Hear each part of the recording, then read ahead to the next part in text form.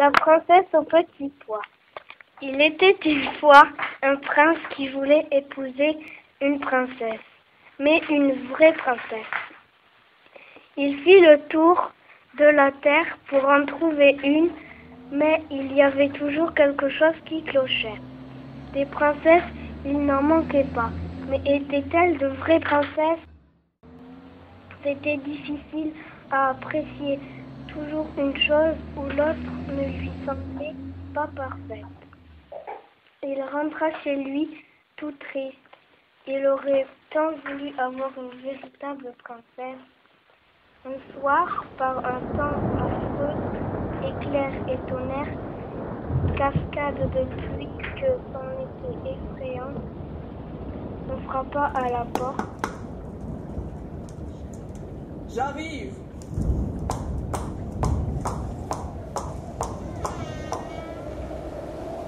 C'est pourquoi? J'ai pas eu fait alors laissez-moi rentrer.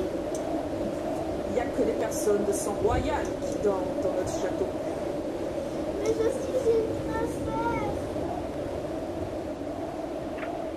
C'était une princesse qui était là dehors. Mais, grand Dieu, de quoi avait-elle l'air dans cette pluie par ce temps? L'eau coulait de ses cheveux et de ses vêtements, entrait par la pointe de ses chaussures et ressortait par les talons. Et elle prétendait être une véritable princesse. Nous allons bien voir ça. Elle alla dans la chambre à coucher, retira la literie et mit un petit pois au fond du lit. Elle prit ensuite 20 matelas qu'elle empila sur le petit pois et par-dessus, elle mit encore 20 édredons en plumes d'aigle. On va voir si c'est une vraie princesse. On va mettre un petit pois sous le matelas. Si c'est le cas, elle se mariera avec notre fils. Ça, c'est sûr.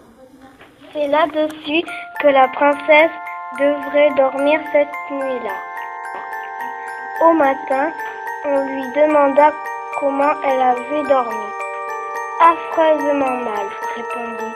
Je n'ai presque pas fermé l'œil de la nuit. Dieu sait ce qu'il y avait dans ce lit. J'étais couchée sur quelque chose de si dur que j'en ai des bleus et des noirs sur tout le corps. Alors, ils reconnurent que c'était une vraie princesse, puisque, à travers les 20 matelas et les 20 édredons en plumes d'aigle, elle avait senti le petit pois.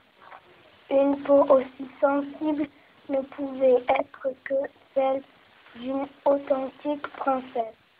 Le prince la prit donc pour femme, sûr maintenant d'avoir une vraie princesse. Nous allons munir ce prince et cette princesse dans un merveilleux jour de soleil. Cette princesse qui a la possibilité à honorer dans notre royaume. Je vous déclare mari et femme, Julien du Pin, Victoria. Et le petit pois fut exposé dans le cabinet des trésors d'art où on peut encore le voir si personne ne l'a emporté. Et ceci est une vraie